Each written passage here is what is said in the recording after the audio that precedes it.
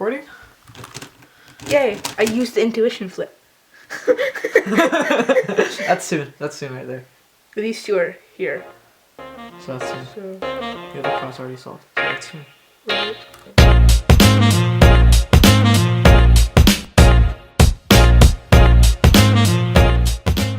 Welcome back to another Tech Spaces cubing video. We're going to be comparing the Diane Megaminx and the YJ Megaminx. If you saw in the Cubicle's latest video, they said these two were the best Megaminxes in for 2022, and they didn't really compare with them much, so we will be doing that for you.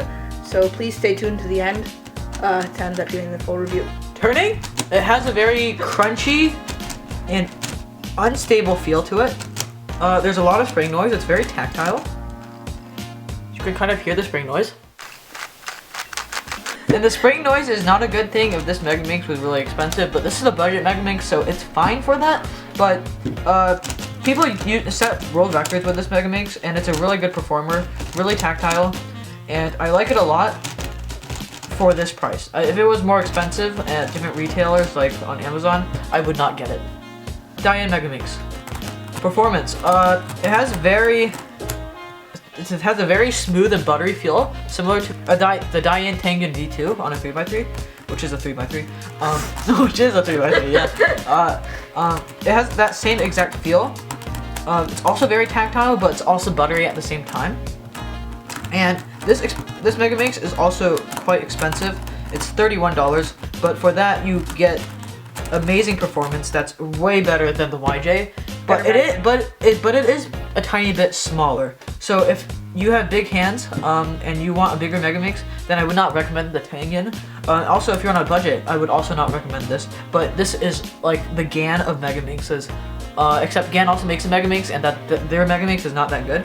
But this is a really good Megaminx. And I would recommend this over the YJ if you're not on a budget and if you have small hands. Otherwise, I would recommend this. Even though it's not very good quality, it is still a pretty good Megaminx. And it shows that because people actually use this to set world records.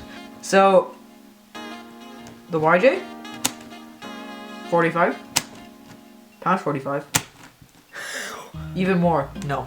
Tengen, 45, past 45, no.